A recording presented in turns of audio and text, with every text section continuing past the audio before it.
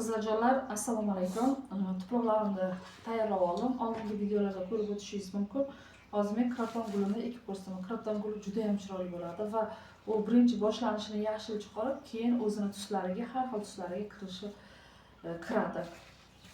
Men ichiga pukak yoki tosh, granaj hech narsa qo'ymayman.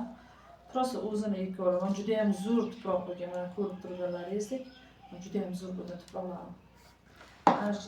Sizlarga tavsiya beraman. Vermikulitda kattasidan foydalansangiz juda ham zo'r bo'lar ekan. Qizlarjonlar, men montaj qilishga vaqtim yo'q. Shunday turamay o'zini qo'yaman. Agar videolarimda kamchilik bo'lsa, oldindan uzr so'rayman. Bu eski tuproqni uncha buzmaymiz. Istamayman gullarimni o'ldirib qo'yishni. Ozginagina tuproqni buzib oldim.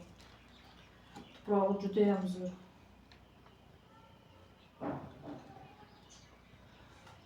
Qizlarjonlar, latta bo'lar ekan. Nimaga latta qo'yilgan bilmadim. Lekin bu xullas o'zi mana shu nimasini mana aka ko'rib turganlaringizdek, mana shunisini irtib olsangiz, gulingiz yaxshi o'sar ekan. Hozir endi qanday qilamiz? Endi majburmiz buni nima qilib olishga. Unchalik ko'p bezovta qilmayman, lekin mana aka qizlarjonlar, mana shuni lattasini, lattami bilmadim yoki yuqori qog'ozmi, shuni yaxshilab nima qilib olamiz? Ochib olamiz. Gulimizni o'sishiga qo'ymaydi va tomirlari ham ketyapti o'sha. Ko'p tomirlar ketib qolar ekan.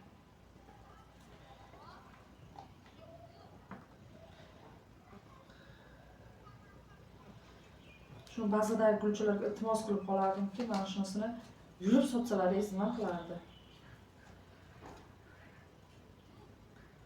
Mana imkon qadar juda ham ko'p tomirlar ketib qoldi. Ehtiyot bo'lib olinglar qizlarjonlar. Mana aka. Nima bo'lsa bo'lsin, mana shuni ekib qo'yamiz endi. Mana aka. Mana avaylab olamiz. Stressga berilib qoladi bu gul. Mana yaxshigina qilib oldik. Mana muzeyga ketsa, mana gulimizni mana bunday holiga keltirib, endi chiroyli qilib pastroq qilib eksangiz, agar pastroq qilib eksangiz, sizga hech qanaqa drenaj yoki bir narsa kerak emas. Mana barglar bizga kerak emas, barglarni yulib tashlayman men. Agar bundan ham kichkinaroq tuvagingiz bo'lsa, kichkinaroq tuvagingizni ekib olishingizni tavsiya beraman. Shunday qilib bismillahirrohmanirrohim deb gulimizni yaxshi niyat bilan ekamiz. Hamma narsani Allohga tavakkal qilamiz. Chunki yashab ketsa, boqamiz, yashab ketmasa, Allohning irodasi.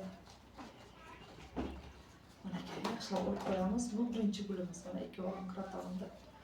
Bunga endi suv qo'yib, o'zimiz dorilarini berib qo'yamiz. Buni suv qo'ymaymiz.